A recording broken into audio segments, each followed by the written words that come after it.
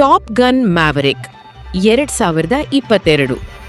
ಸ್ನೇಹಿತರೆ, ಇಂದು ನಾವು 2022ರಲ್ಲಿ ಬಿಡುಗಡೆಯಾದ ಟಾಪ್ ಗನ್ ಮ್ಯಾವರಿಕ್ ಚಲನಚಿತ್ರವನ್ನು ವಿವರಿಸಲಿದ್ದೇವೆ. ಈ ಸಿನಿಮಾ ಒಂದು ಅಮೆರಿಕನ್ ಆಕ್ಷನ್ ಡ್ರಾಮಾ ಚಿತ್ರವಾಗಿದ್ದು, ಇದನ್ನು ಜೋಸೆಫ್ ಕೊಸಿನ್ಸ್ಕಿ ನಿರ್ದೇಶಿಸಿದ್ದಾರೆ. ಕಥೆಯು ಸಿನಿಮಾದ ಮುಖ್ಯ ಪಾತ್ರವಾದ ಕ್ಯಾಪ್ಟನ್ ಮ್ಯಾವರಿಕ್ನಿಂದ ಶುರುವಾಗುತ್ತದೆ. ಇವನ ಪೂರ್ತಿ ಹೆಸರು ಪೀಟ್ ಮ್ಯಾವರಿಕ್ ಮಿಚೆಲ್. ಮ್ಯಾವರಿಕ್ ಯುನೈಟೆಡ್ ಸ್ಟೇಟ್ಸ್ ನೇವಿಯಲ್ಲಿ ಒಬ್ಬ ಟೆಸ್ಟ್ ಪೈಲಟ್ ಮತ್ತು ಫ್ಲೈಟ್ ಇನ್ಸ್ಟ್ರಕ್ಟರ್ ಆಗಿದ್ದಾನೆ.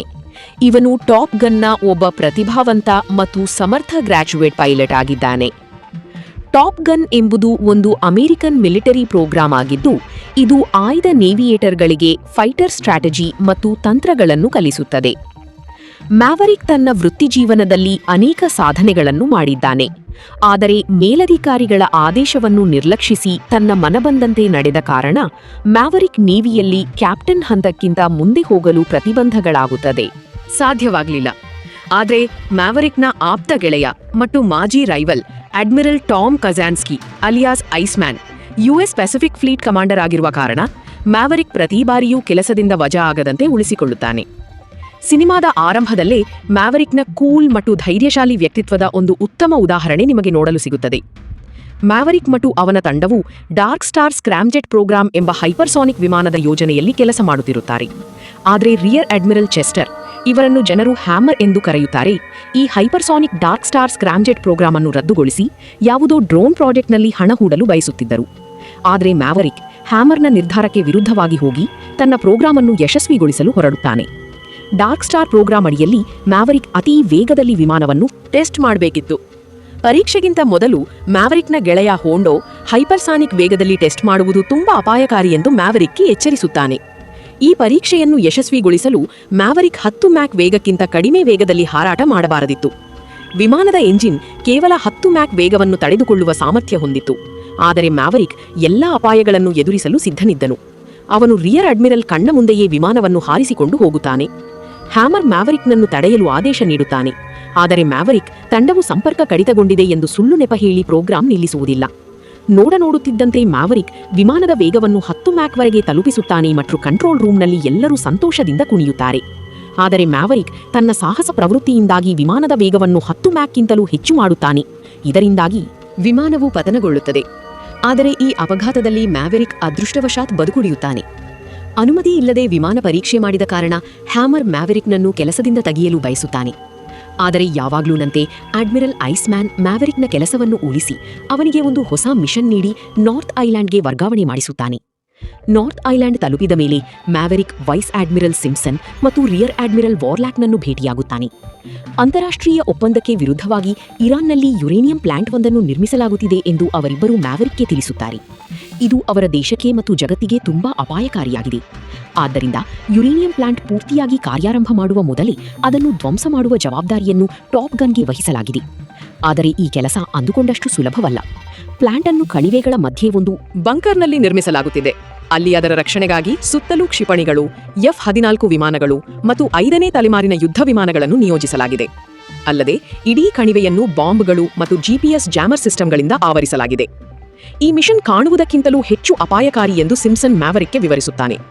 ಆದರೆ ಮ್ಯಾವರಿಕ್ ಈ ಸವಾಲನ್ನು ಸ್ವೀಕರಿಸಲು ಸಿದ್ಧನಾಗುತ್ತಾನೆ. ಆದರೆ ಈ ಕೆಲಸವನ್ನು ತಾನು ಮಾಡುವುದಲ್ಲ, ಬದಲಾಗಿ ಟಾಪ್ ಗನ್ನ ಕೆಲವು ಫೈಟರ್ ಪೈಲಟ್ಗಳಿಗೆ ತರಬೇತಿ ನೀಡಿ ಅವರಿಂದ ಮಾಡಿಸಬೇಕು ಎಂದು ತಿಳಿದಾಗ ಮ್ಯಾವರಿಕ್ ಸ್ವಲ್ಪ ಆಶ್ಚರ್ಯಪಡುತ್ತಾನೆ. ತಾನು ಯಾರಿಗೆ ತರಬೇತಿ ನೀಡಬೇಕು ಆ ಎಲ್ಲ ಪೈಲಟ್ಗಳ ವಿವರವನ್ನು ಸಿಂಪ್ಸನ್ ಮ್ಯಾವರಿಕ್ಗೆ ತೋರಿಸುತ್ತಾನೆ. ಆ ಎಲ್ಲ ಪೈಲಟ್ಗಳ ತಂಡದಲ್ಲಿ ಮ್ಯಾವರಿಕ್ನ ಗೆಳೆಯ ಗೂಸ್ನ ಮಗ ಲೆಫ್ಟಿನೆಂಟ್ ರೂಸ್ಟರ್ ಕೂಡ ಇರುತ್ತಾನೆ. ಹಲವು ವರ್ಷಗಳ ಹಿಂದೆ ನಡೆದ ಒಂದು ವಿಮಾನ ಅಪಘಾತದಲ್ಲಿ ಗೂಸ್ ಸಾವನ್ನಪ್ಪಿದ್ದನು. ಆ ಅಪಘಾತದ ಸಮಯದಲ್ಲಿ ಮ್ಯಾವರಿಕ್ ಕೂಡ ಗೂಸ್ ಜೊತೆಯಲ್ಲಿದ್ದನು. ಆದರೆ ಅವನು ಗೂಸ್ನನ್ನು ಸಾವಿನಿಂದ ಉಳಿಸಲು ಸಾಧ್ಯವಾಗಲಿಲ್ಲ. ಈ ಕಾರಣದಿಂದಾಗಿ ಗೂಸ್ನ ಮಗ ರೂಸ್ಟರ್ ತನ್ನ ತಂದೆಯ ಸಾವಿಗೆ ಮ್ಯಾವರಿಕ್ ಕಾರಣ ಎಂದು ಭಾವಿಸಿ ಅವನನ್ನು ದ್ವೇಷಿಸುತ್ತಿರುತ್ತಾನೆ. ಈ ಕಹಿ ನೆನಪಿನ ಕಾರಣ ಮ್ಯಾವರಿಕ್ ಪೈಲಟ್ಗಳಿಗೆ ತರಬೇತಿ ನೀಡಲು ನಿರಾಕರಿಸುತ್ತಾನೆ. ಆದರೆ ಸಿಂಪ್ಸನ್ ಮ್ಯಾವರಿಕ್ಗೆ ನನಗೂ ನಿನ್ನನ್ನು ಇನ್ಸ್ಟ್ರಕ್ಟರ್ ಆಗಿ ಮಾಡಲು ಇಷ್ಟವಿರಲಿಲ್ಲ ಎಂದು ಹೇಳುತ್ತಾನೆ. ಕೇವಲ ಐಸ್ಮ್ಯಾನ್ ಕೋರಿಕೆಯ ಮೇರೆಗೆ ಸಿಂಪ್ಸನ್ ಮ್ಯಾವರಿಕ್ಗೆ ಈ ಒಂದು ಅವಕಾಶ ನೀಡಿರುತ್ತಾನೆ. ಒಂದು ವೇಳೆ ಅವನು ಈ ಮಿಷನ್ ಅನ್ನು ನಿರಾಕರಿಸಿದರೆ ಅವನು ಮತ್ತೆಂದೂ ನೇವಿಯಲ್ಲಿ ಸೇವೆ ಸಲ್ಲಿಸಲು ಸಾಧ್ಯವಾಗುವುದಿಲ್ಲ. ಇದು ಅವನ ನೇವಿಯ ವೃತ್ತಿಜೀವನದ ಕೊನೆಯ ಹುದ್ದೆಯಾಗುವ ಸಾಧ್ಯತೆಯಿತ್ತು. ಸಿಂಪ್ಸನ್ ಜೊತೆಗಿನ ಮಾತುಕತೆಯ ನಂತರ ಮಾವೆರಿಕ್ ಬಾರೊಂದಕ್ಕೆ ಹೋಗುತ್ತಾನೆ. ಅಲ್ಲಿ ಪೈಲಟ್ಗಳೆಲ್ಲರೂ ಇರುತ್ತಾರೆ. ಅಂದರೆ ಮಾವೆರಿಕ್ ಯಾರಿಗೆ ತರಬೇತಿ ನೀಡಬೇಕೋ ಅವರೆಲ್ಲರೂ ಅಲ್ಲಿದ್ದರು. ನಂತರ ಮಾವೆರಿಕ್ ತನ್ನ ಮಾಜಿ ಗೆಳತಿ ಪೆನ್ನಿಯನ್ನು ಕೂಡ ಭೇಟಿಯಾಗುತ್ತಾನೆ. ಮಾವೆರಿಕ್ 3 ವರ್ಷಗಳ ಹಿಂದೆ ಪೆನ್ನಿಗೆ ಏನನ್ನೂ ಹೇಳದೆ ಅವಳನ್ನು ಬಿಟ್ಟು ಹೋಗಿದ್ದನು. ಆದರೆ ಪೆನ್ನಿ ಮಾವೆರಿಕ್ ಮೇಲೆ ಕೋಪ ಮಾಡಿಕೊಂಡಿರಲಿಲ್ಲ. ಪೆನ್ನಿ ಜೊತೆಗಿನ ಮಾತುಕತೆಯ ನಡುವೆ ಮಾವೆರಿಕ್ ಬಾರ್ನ ಒಂದು ನಿಯಮವನ್ನು ಮುರಿಯುತ್ತಾನೆ. ಇದರ ಶಿಕ್ಷೆಯಾಗಿ ಮಾವೆರಿಕ್ ಬಾರ್ನಲ್ಲಿದ್ದ ಎಲ್ಲ ಪೈಲಟ್ಗಳಿಗೆ ಪಾನೀಯದ ಹಣವನ್ನು ನೀಡಬೇಕಾಗುತ್ತದೆ. ಬಾರ್ನಿಂದ ಹೊರಗೆ ಬಂದ ನಂತರ ಮಾವೆರಿಕ್ ರೂಸ್ಟರ್ನನ್ನು ನೋಡುತ್ತಾನೆ ಮತ್ತು ತನ್ನ ಹಳೆಯ ದಿನಗಳನ್ನು ನೆನಪಿಸಿಕೊಂಡು ಭಾವುಕನಾಗುತ್ತಾನೆ. ಅವನು ಅಲ್ಲಿಂದ ಹೊರಟು ಹೋಗುತ್ತಾನೆ. ಮರುದಿನ ವಾರ್ಲಾಕ್ ಎಲ್ಲ ಪೈಲಟ್ಗಳಿಗೆ ಮಾವೆರಿಕ್ ಅವರ ಮುಂದಿನ ಮಿಷನ್ನ ಇನ್ಸ್ಟ್ರಕ್ಟರ್ ಎಂದು ಪರಿಚಯಿಸುತ್ತಾನೆ. ಮಾವೆರಿಕ್ನನ್ನು ಕಂಡು ಎಲ್ಲ ಪೈಲಟ್ಗಳು ಬೆಚ್ಚಿ ಬೀಳುತ್ತಾರೆ. ಯಾಕೆಂದರೆ ಹಿಂದಿನ ದಿನ ಬಾರ್ನಲ್ಲಿ ನಡೆದ ಘಟನೆಯಲ್ಲಿ ಇವರೇ ಮಾವೆರಿಕ್ನನ್ನು ಅವಮಾನಿಸಿ ಹೊರಹಾಕಿದ್ದರು. ಮಾವೆರಿಕ್ ತರಬೇತಿ ನೀಡುವ ರೀತಿಯೇ ಸ್ವಲ್ಪ ಭಿನ್ನವಾಗಿತ್ತು. ಅವನು ಪೈಲಟ್ಗಳ ಗಮನವನ್ನು ಥಿಯರಿಗಿಂತ ಹೆಚ್ಚಾಗಿ ಪ್ರಾಕ್ಟಿಕಲ್ ಕಡೆಗೆ ನೀಡುತ್ತಿದ್ದ. ಇರುವಂತೆ ನೋಡಿಕೊಳ್ಳುತ್ತಾನೆ. ತರಬೇತಿಯ ಮೊದಲ ದಿನವೇ ಮ್ಯಾವೆರಿಕ್ ಎಲ್ಲಾ ಪೈಲಟ್ಗಳ ಜೊತೆ ಡಾಗ್ ಫೈಟ್ ಆಕಾಶದಲ್ಲಿ ಸಮರ ಮಾಡುತ್ತಾನೆ. ಯಾವುದೇ ಪೈಲಟ್ 5,000 ಅಡಿಗಿಂತ ಕೆಳಗೆ ವಿಮಾನ ಹಾರಿಸಬಾರದು ಎಂಬ ನಿಯಮವಿರುತ್ತದೆ. ಹಾಗೆಯೇ ಯಾವುದೇ ಕ್ಷಿಪಣಿ ಬಳಸದೆ ಕೇವಲ ಗನ್ಗಳ ಸಹಾಯದಿಂದ ಪೈಲಟ್ಗಳು ಮ್ಯಾವೆರಿಕ್ನನ್ನು ಸೋಲಿಸಬೇಕಿತ್ತು. ಆದರೆ ಡಾಗ್ ಫೈಟ್ನಲ್ಲಿ ಎಲ್ಲಾ ಪೈಲಟ್ಗಳು ಮ್ಯಾವೆರಿಕ್ ಎದುರು ಸೋಲುತ್ತಾರೆ. ಸೋತ ಎಲ್ಲಾ ಪೈಲಟ್ಗಳಿಗೆ 200 ಪುಷಪ್ಗಳ ಶಿಕ್ಷೆ ನೀಡಲಾಗುತ್ತದೆ. ಡಾಗ್ ಫೈಟ್ನಲ್ಲಿ ಮ್ಯಾವೆರಿಕ್ ಗೆದ್ದ ಕಾರಣ ಪೈಲಟ್ಗಳು ಅವನನ್ನು ಗೌರವಿಸಲು ಪ್ರಾರಂಭಿಸುತ್ತಾರೆ. ಆದರೆ ರೂಸ್ಟರ್ ಮಾತ್ರ ಮ್ಯಾವೆರಿಕ್ ಎದುರು ಸೋತಿದ್ದಕ್ಕೆ ಅತೀವ ಕೋಪದಲ್ಲಿರುತ್ತಾನೆ. ರೂಸ್ಟರ್ನ ಸಹ ಪೈಲಟ್ ಫೀನಿಕ್ಸ್ ಅವನಿಗೆ ಬುದ್ಧಿ ಹೇಳುತ್ತಾಳೆ. ಒಂದು ವೇಳೆ ಈ ಮಿಷನ್ನಲ್ಲಿ ಭಾಗವಹಿಸಬೇಕಾದರೆ ಮ್ಯಾವೆರಿಕ್ನನ್ನು ನಿರ್ಲಕ್ಷಿಸಲು ಸಾಧ್ಯವಿಲ್ಲ ಎಂದು ಅವಳು ತಿಳಿಸುತ್ತಾಳೆ. ಅದಕ್ಕೆ ರೂಸ್ಟರ್ ಮ್ಯಾವೆರಿಕ್ ಈ ಹಿಂದೆ ತನ್ನ ನೇವಲ್ ಅಕಾಡೆಮಿ ಅರ್ಜಿಯನ್ನು ತಿರಸ್ಕರಿಸಿದ್ದನು ಎಂದು ಫೀನಿಕ್ಸ್ ಹೇಳುತ್ತಾನೆ. ಈ ಕಾರಣದಿಂದಾಗಿ ರೂಸ್ಟರ್ನ 4 ವರ್ಷಗಳು ವ್ಯರ್ಥವಾಗಿದ್ದವು. ತರಬೇತಿಯ ಮುಂದಿನ ದಿನ ಮ್ಯಾವೆರಿಕ್ ಎಲ್ಲಾ ಪೈಲಟ್ಗಳಿಗೆ ಸಂಪೂರ್ಣ ಮಿಷನ್ ಬಗ್ಗೆ ವಿವರಿಸುತ್ತಾನೆ. ಮಿಷನ್ ಪ್ರಕಾರ 4 ಪೈಲಟ್ಗಳು ಕಿರಿದಾದ ಕಣಿವೆಯಲ್ಲಿ ಅತೀ ಕಡಿಮೆ ಎತ್ತರದಲ್ಲಿ ಗಂಟೆಗೆ 600 ನಾಟ್ಸ್ ವೇಗದಲ್ಲಿ ಹಾರಾಟ ಮಾಡಬೇಕಿತ್ತು.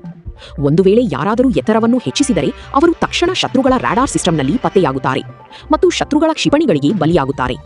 ಇಡೀ ಮಿಷನ್ ಪೂರ್ಣಗೊಳಿಸಲು ಟಾಪ್ ಗನ್ ಪೈಲಟ್ಗಳ ಬಳಿ ಕೇವಲ 2 ನಿಮಿಷ 15 ಸೆಕೆಂಡುಗಳ ಕಾಲಾವಕಾಶವಿತ್ತು. ಹಾಗಾಗಿ ಈ ಮಿಷನ್ನಲ್ಲಿ ಸಮಯವೇ ಪೈಲಟ್ಗಳ ಅತೀ ದೊಡ್ಡ ಶತ್ರುವಾಗಲಿದೆ. ಮ್ಯಾವೆರಿಕ್ನ ಯೋಜನೆಯನ್ನು ಕೇಳಿ ಎಲ್ಲಾ ಪೈಲಟ್ಗಳಿಗೆ ಇದು ಅಸಾಧ್ಯದ ಕೆಲಸ ಎಂದು ಅನಿಸುತ್ತದೆ. ಆದರೆ ಮ್ಯಾವೆರಿಕ್ ಎಂದಿನಂತೆ ಯಾರ ಮಾತನ್ನು ಕೇಳದೆ ತನ್ನ ಮನಬಂದಂತೆ ನಿರ್ಧಾರ ತೆಗೆದುಕೊಳ್ಳುತ್ತಾನೆ ಮತ್ತು ಎಲ್ಲರನ್ನೂ ಮತ್ತೆ ತರಬೇತಿಗೆ ಕರೆದೊಯ್ಯುತ್ತಾನೆ. ತರಬೇತಿಯ 2ನೇ ದಿನ ಮ್ಯಾವೆರಿಕ್ ಎಲ್ಲಾ ಪೈಲಟ್ಗಳಿಗೆ ಗುರಿ ತಲುಪಲು 300 ಅಡಿ ಎತ್ತರ ಮತ್ತು 3 ನಿಮಿಷಗಳ ಸಮಯ ನೀಡುತ್ತಾನೆ. ಆದರೆ ರೂಸ್ಟರ್ ಹೊರತುಪಡಿಸಿ ಉಳಿದ ಯಾವುದೇ ಪೈಲಟ್ ಮಿಷನ್ ಪೂರ್ಣಗೊಳಿಸಲು ಸಾಧ್ಯವಾಗುತ್ತಿಲ್ಲ. ರೂಸ್ಟರ್ ಕೂಡ ಗುರಿ ತಲುಪಲು 1 ನಿಮಿಷ ಹೆಚ್ಚು ಸಮಯ ತೆಗೆದುಕೊಳ್ಳುತ್ತಾನೆ. ಮ್ಯಾವೆರಿಕ್ ಎಲ್ಲರಿಗೂ ಅವರ ತಪ್ಪುಗಳನ್ನು ವಿವರಿಸುತ್ತಾನೆ. ಯಾವುದೇ ಪೈಲಟ್ ಗುರಿ ಸಾಧಿಸಲು ಅಸಮರ್ಥರಾಗುತ್ತಿರುವುದನ್ನು ಕಂಡು ಮ್ಯಾವೆರಿಕ್ ಚಿಂತಿತನಾಗುತ್ತಾನೆ. ಆದರೂ ಅವನು ಎಲ್ಲರಿಗೂ ಧೈರ್ಯ ಹೇಳಿ ಮುಂದಿನ ಹಂತಕ್ಕೆ ಸಿದ್ಧರಾಗಲು ತಿಳಿಸುತ್ತಾನೆ.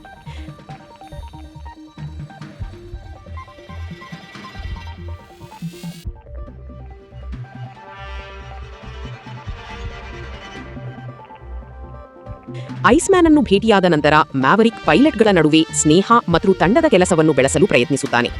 ಅವನು ಪೈಲಟ್ಗಳಿಗೆ 1 ದಿನದ ವಿರಾಮ ನೀಡಿ ಎಲ್ಲರ ಜೊತೆ ಫುಟ್ಬಾಲ್ ಆಡುತ್ತಾನೆ. ಇದರಿಂದ ಪೈಲಟ್ಗಳ ನಡುವೆ ಉತ್ತಮ ಬಾಂಧವ್ಯ ಬೆಳೆಯುತ್ತದೆ ಮತ್ತು ಎಲ್ಲರೂ ಮ್ಯಾವೆರಿಕ್ ಜೊತೆ ಆರಾಮವಾಗಿ ಇರಲು ಶುರು ಮಾಡುತ್ತಾರೆ. ಆಟದ ನಂತರ ಮ್ಯಾವೆರಿಕ್ ಪೆನ್ನಿಯ ಮನೆಗೆ ಹೋಗುತ್ತಾನೆ. ರೂಸ್ಟರ್ನ ನೇವಲ್ ಅರ್ಜಿಯನ್ನು ತಾನು ಇಷ್ಟದಿಂದ ತಿರಸ್ಕರಿಸಲಿಲ್ಲ ಎಂದು ಅವಳಿಗೆ ಹೇಳುತ್ತಾನೆ. ರೂಸ್ಟರ್ನ ತಾಯಿ ಸಾಯುವ ಮುನ್ನ ಮಗನನ್ನು ಎಂದಿಗೂ ಪೈಲಟ್ ಆಗಲು ಬಿಡಬೇಡ ಎಂದು ಮ್ಯಾವೆರಿಕ್ನಿಂದ ಮಾತು ಪಡೆದಿರುತ್ತಾರೆ. ಮ್ಯಾವೆರಿಕ್ ಈ ವಿಷಯವನ್ನು ರೂಸ್ಟರ್ಗೆ ಹೇಳಿರುವುದಿಲ್ಲ. ಈ ಕಾರಣಕ್ಕಾಗಿ ರೂಸ್ಟರ್ ಮ್ಯಾವೆರಿಕ್ನನ್ನು ದ್ವೇಷಿಸುತ್ತಿರುತ್ತಾನೆ. ಮರುದಿನ ಸಿಂಪ್ಸನ್ ಮತ್ತು ಮ್ಯಾವೆರಿಕ್ ಪೈಲಟ್ಗಳಿಗೆ ಮಿಷನ್ ಸಮಯವನ್ನು ನಿಗದಿಗಿಂತ ಮೊದಲೇ ಮಾಡಬೇಕೆಂದು ತಿಳಿಸುತ್ತಾರೆ. ಮ್ಯಾವೆರಿಕ್ ಪೈಲಟ್ಗಳಿಗೆ ಮುಂದಿನ ಯೋಜನೆಯ ಬಗ್ಗೆ ವಿವರಿಸುತ್ತಾನೆ. ಇಬ್ಬಿಬ್ಬರ ಜೋಡಿಯಾಗಿ ಅತೀ ಕಡಿಮೆ ಎತ್ತರದಲ್ಲಿ ಹಾರಾಟ ಮಾಡಬೇಕೆಂದು ತಿಳಿಸುತ್ತಾನೆ. ಇದಕ್ಕೆ ಟೀಮ್ ವರ್ಕ್ ತುಂಬಾ ಮುಖ್ಯವಾಗಿರುತ್ತದೆ. ಮಿಷನ್ ಸಮಯದಲ್ಲಿ ಪೈಲಟ್ಗಳು 2 ಬೆಟ್ಟಗಳ ನಡುವೆ ಸಾಗಿ ತಮ್ಮ ಗುರಿಯಾದ ಯುರೇನಿಯಂ ಪ್ಲಾಂಟ್ ಅನ್ನು ಲೇಸರ್ ಸಹಾಯದಿಂದ ಧ್ವಂಸ ಮಾಡಬೇಕಿತ್ತು. ಒಂದು ವೇಳೆ ಕ್ಷಿಪಣಿ ಗುರಿ ತಪ್ಪಿದರೆ ಇಡೀ ಮಿಷನ್ ವಿಫಲವಾಗುತ್ತದೆ ಮತ್ತು ಪೈಲಟ್ಗಳು ಸಿಕ್ಕಿಬೀಳುತ್ತಾರೆ. ಒಂದು ವೇಳೆ ಗುರಿ ತಲುಪಿದರೂ ಸಹ ಶತ್ರುಗಳ ಪ್ರದೇಶದಿಂದ ತಪ್ಪಿಸಿಕೊಳ್ಳಲು ಪೈಲಟ್ಗಳು ಕಡಿದಾದ ಬೆಟ್ಟದ ಮೇಲೆ ಅತಿ ವೇಗದಲ್ಲಿ ಹಾರಬೇಕಾಗುತ್ತದೆ. ಇದು ಮಿಷನ್ನ ಅತ್ಯಂತ ಅಪಾಯಕಾರಿ ಭಾಗವಾಗಿದೆ. ಯಾಕಂದ್ರೆ ಈ ಸಮಯದಲ್ಲಿ ಪೈಲಟ್ಗಳ ದೇಹದ ಮೇಲೆ ಅತಿಯಾದ ಒತ್ತಡ ಬೀಳುತ್ತದೆ ಮತ್ತು ಅವರು ಪ್ರಜ್ಞೆ ತಪ್ಪುವ ಸಾಧ್ಯತೆಯೂ ಇರುತ್ತದೆ. ಬೆಟ್ಟವನ್ನು ದಾಟಿದ ತಕ್ಷಣ ಅವರು ಶತ್ರುಗಳ ರಾಡಾರ್ ವ್ಯಾಪ್ತಿಗೆ ಬರುತ್ತಾರೆ. ಅಲ್ಲಿ ಅವರು ಕ್ಷಿಪಣಿಗಳಿಂದ ಬಚಾವಾಗಿ ಹೊರಬರಬೇಕಾಗುತ್ತದೆ. ಇದೆಲ್ಲವನ್ನೂ ಕೇಳಿದ ಮೇಲೆ ಫೀನಿಕ್ಸ್ ಈ ಮಿಷನ್ ಪೂರ್ಣಗೊಳಿಸಲು ಸಾಧ್ಯವೇ ಎಂದು ಮ್ಯಾವೆರಿಕ್ನನ್ನು ಕೇಳುತ್ತಾಳೆ. ಅದಕ್ಕೆ ಮ್ಯಾವೆರಿಕ್ ಇದು ಪೂರ್ತಿಯಾಗಿ ವಿಮಾನದಲ್ಲಿ ಕುಳಿತ ಪೈಲಟ್ ಮೇಲೆ ಅವಲಂಬಿತವಾಗಿದೆ ಎಂದು ಉತ್ತರಿಸುತ್ತಾನೆ. ನಂತರ ಮ್ಯಾವರಿಕ್ ಪೈಲಟ್ಗಳನ್ನು 2 ತಂಡಗಳಾಗಿ ವಿಂಗಡಿಸಿ ತರಬೇತಿ ನೀಡುತ್ತಾನೆ. ಆದರೆ ಈ ಬಾರಿಯೂ ಯಾರೂ ಯಶಸ್ವಿಯಾಗುವುದಿಲ್ಲ. ತರಬೇತಿಯ ಸಮಯದಲ್ಲಿ ಪೈಲಟ್ ಒಯೋಟೆ ಪ್ರಜ್ಞೆ ತಪ್ಪುತ್ತಾನೆ. ಆದರೆ ಬೆಟ್ಟಕ್ಕೆ ಡಿಕ್ಕಿ ಹೊಡೆಯುವಷ್ಟರಲ್ಲಿ ಅವನಿಗೆ ಎಚ್ಚರವಾಗುತ್ತದೆ ಮತ್ತು ಅವನು ಬದುಕುಳಿಯುತ್ತಾನೆ. ಆದರೆ ಹಕ್ಕಿಗಳ ಹಿಂಡು ವಿಮಾನಕ್ಕೆ ಡಿಕ್ಕಿ ಹೊಡೆದ ಕಾರಣ ಫೀನಿಕ್ಸ್ ಮತ್ತು ಬಾಬ್ ಅವರ ವಿಮಾನದ ಎಂಜಿನ್ನಲ್ಲಿ ಬೆಂಕಿ ಕಾಣಿಸಿಕೊಳ್ಳುತ್ತದೆ. ಅವರಿಬ್ಬರೂ ಸರಿಯಾದ ಸಮಯಕ್ಕೆ ಪ್ಯಾರಾಶೂಟ್ ಮೂಲಕ ಹೊರಬರುತ್ತಾರೆ ಮತ್ತು ವಿಮಾನ ಸ್ಫೋಟಗೊಳ್ಳುತ್ತದೆ. ಈ ಘಟನೆಯ ನಂತರ ಅಡ್ಮಿರಲ್ ಐಸ್ ಮ್ಯಾನ್ ಕ್ಯಾನ್ಸರ್ನಿಂದ ಸಾವನ್ನಪ್ಪುತ್ತಾನೆ. ತಕ್ಷಣವೇ ಸಿಂಪ್ಸನ್ ಮ್ಯಾವರಿಕ್ನನ್ನು ನೇವಿಯಿಂದ ಮತ್ತು ಈ ಮಿಷನ್ನಿಂದ ಶಾಶ್ವತವಾಗಿ ಕೆಲಸದಿಂದ ತೆಗೆಯುತ್ತಾನೆ ಮತ್ತು ತಾನೇ ಪೈಲಟ್ಗಳಿಗೆ ತರಬೇತಿ ನೀಡಲು ನಿರ್ಧರಿಸುತ್ತಾನೆ. ಮ್ಯಾವರಿಕ್ ಎಲ್ಲಾ ವಿಷಯವನ್ನು ಪೆನ್ನಿಗೆ ಹೇಳುತ್ತಾನೆ. ಅವಳು ಹೇಗಾದರೂ ಮಾಡಿ ಈ ಮಿಷನ್ ಪೂರ್ಣಗೊಳಿಸು ಎಂದು ಮ್ಯಾವರಿಕ್ನನ್ನು ಹುರಿದುಂಬಿಸುತ್ತಾಳೆ.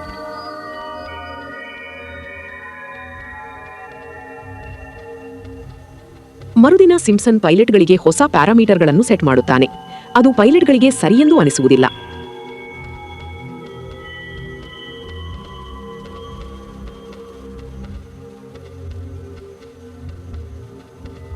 ಅವರು ಮಾತನಾಡುತ್ತಿರುವಾಗಲೇ ಸ್ಕ್ರೀನ್ ಮೇಲೆ ಒಂದು ವಿಮಾನ ಕಾಣಿಸಿಕೊಳ್ಳುತ್ತದೆ.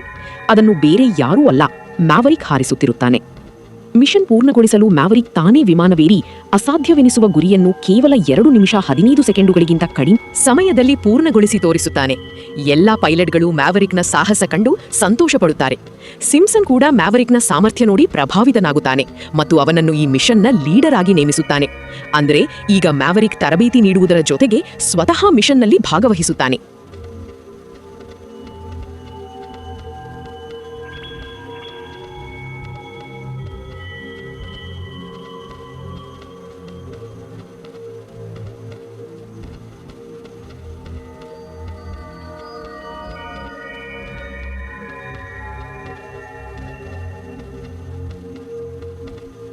ಕೊನೆಗೂ ಆ ದಿನ ಬರುತ್ತದೆ.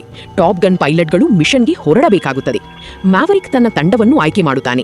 ರೂಸ್ಟರ್ನನ್ನು ತನ್ನ ವಿಂಗ್ ಮ್ಯಾನ್ ಆಗಿ ಆರಿಸಿಕೊಳ್ಳುತ್ತಾನೆ. ಎಲ್ಲಾ ಪೈಲಟ್ಗಳು ವಿಮಾನದ ಮೂಲಕ ಮಿಷನ್ ಪೂರ್ಣಗೊಳಿಸಲು ಹೊರಡುತ್ತಾರೆ. ನೇವಿಯ ಕಂಟ್ರೋಲ್ ರೂಮ್ನಿಂದ ಸಿಂಪ್ಸನ್ ಮತ್ತು ತಂಡ ಇವರನ್ನು ಸೂಕ್ಷ್ಮವಾಗಿ ಗಮನಿಸುತ್ತಿರುತ್ತಾರೆ. ಮ್ಯಾವರಿಕ್ ಎಲ್ಲರಿಗೂ ಮಾರ್ಗದರ್ಶನ ನೀಡುತ್ತಾ ಮುಂದೆ ಸಾಗುತ್ತಾನೆ. ಎಲ್ಲಾ ಪೈಲಟ್ಗಳು ಕಣಿವೆಯನ್ನು ಪ್ರವೇಶಿಸಿದ ತಕ್ಷಣ ಅಸಲಿ ಆಟ ಶುರುವಾಗುತ್ತದೆ. ಕಣಿವೆಯಲ್ಲಿರುವ ಕ್ಷಿಪಣಿಗಳನ್ನು ಕಂಡು ಪೈಲಟ್ಗಳಿಗೆ ಈ ಮಿಷನ್ ಎಷ್ಟು ಕಠಿಣ ಎಂದು ಅರಿವಾಗುತ್ತದೆ. ಆದರೆ ಮ್ಯಾವರಿಕ್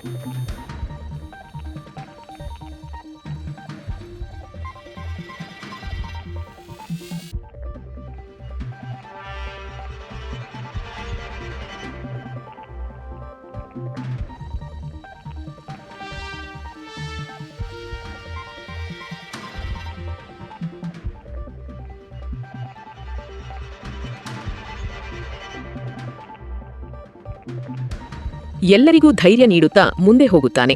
ಇನ್ನೊಂದೆಡೆ ನೇವಿಯ ಕ್ಷಿಪಣಿಗಳು ಶತ್ರುಗಳ ರನ್ವೇಯನ್ನು ಧ್ವಂಸಗೊಳಿಸುತ್ತವೆ. ಇದರಿಂದ ಶತ್ರುಗಳು ತಮ್ಮ ಯುರೇನಿಯಂ ಪ್ಲಾಂಟ್ ರಕ್ಷಿಸಲು ವಿಮಾನಗಳನ್ನು ಸಿದ್ಧಪಡಿಸುತ್ತಾರೆ. ರೂಸ್ಟರ್ ಸ್ವಲ್ಪ ಗಾಬರಿಗೊಂಡು ಹಿಂದೆ ಬೀಳುತ್ತಾನೆ. ಆದರೆ ಮ್ಯಾವರಿಕ್ ಅವನನ್ನು ಪ್ರೇರೇಪಿಸುತ್ತಾನೆ. ನಂತರ ರೂಸ್ಟರ್ ಕೂಡ ವೇಗವನ್ನು ಹೆಚ್ಚಿಸಿ ಉಳಿದವರ ಜೊತೆ ಸೇರಿಕೊಳ್ಳುತ್ತಾನೆ. ಎಲ್ಲ ಪೈಲಟ್ಗಳು ಕಠಿಣ ದಾರಿಗಳನ್ನು ದಾಟಿ ಗುರಿಯ ಹತ್ತಿರ ತಲುಪುತ್ತಾರೆ. ಮ್ಯಾವರಿಕ್ ಮೊದಲ ಗುರಿಯನ್ನು ಯಶಸ್ವಿಯಾಗಿ ತಲುಪುತ್ತಾನೆ. ಆದರೆ 2ನೇ ತಂಡದ ಲೀಸರ್ ಕೆಲಸ ಮಾಡುವುದಿಲ್ಲ. ಆದರೂ ಪೈಲಟ್ ರೂಸ್ಟರ್ ಹೀಗೂ ಮಾಡಿ ಗುರಿಯನ್ನು ಧ್ವಂಸ ಮಾಡುತ್ತಾನೆ. ಯುರೇನಿಯಂ ಪ್ಲಾಂಟ್ ಪೂರ್ತಿಯಾಗಿ ನಾಶವಾಗುತ್ತದೆ. ಇದನ್ನು ಕಂಡು ಕಂಟ್ರೋಲ್ ರೂಮ್ನಲ್ಲಿ ಎಲ್ಲರೂ ಸಂಭ್ರಮಿಸುತ್ತಾರೆ. ಎಲ್ಲ ಪೈಲಟ್ಗಳು ಬೆಟ್ಟವನ್ನು ದಾಟಿ ಆಕಾಶಕ್ಕೆ ಹಾರುತ್ತಾರೆ. ಆದರೆ ಶತ್ರುಗಳ ಕ್ಷಿಪಣಿಗಳು ಅವರ ಮೇಲೆ ದಾಳಿ ಮಾಡಲು ಶುರು ಮಾಡುತ್ತವೆ. ಬಾಕಿ ಪೈಲಟ್ಗಳು ದಾಳಿಯಿಂದ ಬಚಾವಾಗುತ್ತಾರೆ. ಆದರೆ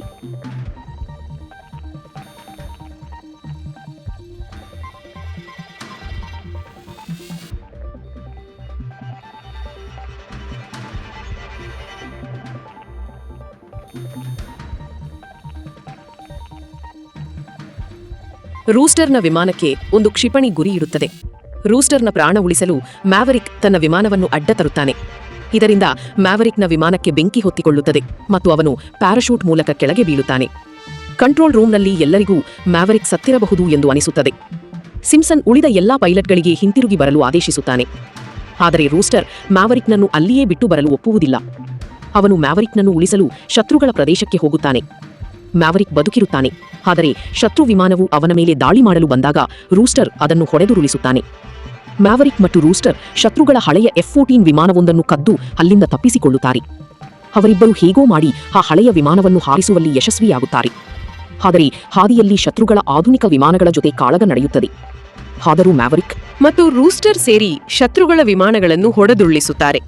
ಆದರೆ ಮ್ಯಾವರಿಕ್ನ ವಿಮಾನದಲ್ಲಿ ಗುಂಡುಗಳು ಖಾಲಿಯಾಗುತ್ತವೆ. ಮ್ಯಾವರಿಕ್ ರೂಸ್ಟರ್ಗೆ ವಿಮಾನದಿಂದ ಎಜೆಕ್ಟ್ ಆಗಲು ಹೇಳುತ್ತಾನೆ. ಆದರೆ ಎಜೆಕ್ಷನ್ ಸಿಸ್ಟಮ್ ಕೆಲಸ ಮಾಡುತ್ತಿರುವುದಿಲ್ಲ. ತನ್ನ ತಂದೆಯಂತೆ ರೂಸ್ಟರ್ನನ್ನು ಕೂಡ ಕಳೆದುಕೊಳ್ಳುತ್ತೇನೆ ಎಂದು ಮ್ಯಾವರಿಕ್ ಭಯಪಡುತ್ತಾನೆ. ಆದರೆ ಸರಿಯಾದ ಸಮಯಕ್ಕೆ ಹ್ಯಾಂಗ್ಮ್ಯಾನ್ ಬಂದು ಶತ್ರು ವಿಮಾನವನ್ನು ಹೊಡೆದು ಎಲ್ಲರನ್ನೂ ಉಳಿಸುತ್ತಾನೆ.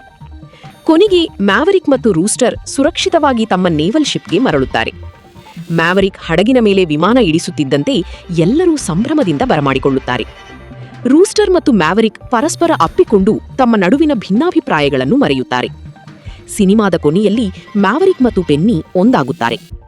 ಮ್ಯಾವರಿಕ್ ಗ್ಯಾರೇಜ್ನಲ್ಲಿ ತನ್ನ ತಂದೆಯ ಫೋಟೋ ಪಕ್ಕದಲ್ಲಿ ತನ್ನ ಮತ್ತು ಮ್ಯಾವರಿಕ್ನ ಫೋಟೋ ಇರುವುದನ್ನು ಕಂಡು ರೂಸ್ಟರ್ ಸಂತೋಷಪಡುತ್ತಾನೆ. ಹೀಗೆ ಈ ಸಿನಿಮಾ ಮುಗಿಯುತ್ತದೆ. ಇದೇ ರೀತಿಯ ಆಕ್ಷನ್ ಸಿನಿಮಾಗಳಿಗಾಗಿ ನಮ್ಮ ಜೊತೆ ಇರಿ. ವಿಡಿಯೋವನ್ನು ಲೈಕ್ ಮಾಡಿ, ಶೇರ್ ಮಾಡಿ ಮತ್ತು ಕಮೆಂಟ್ ಮಾಡಲು ಮರೆಯಬೇಡಿ. ಹಾಗೆಯೇ ಚಾನೆಲ್ ಅನ್ನು ಸಬ್ಸ್ಕ್ರೈಬ್ ಮಾಡಿಕೊಳ್ಳಿ.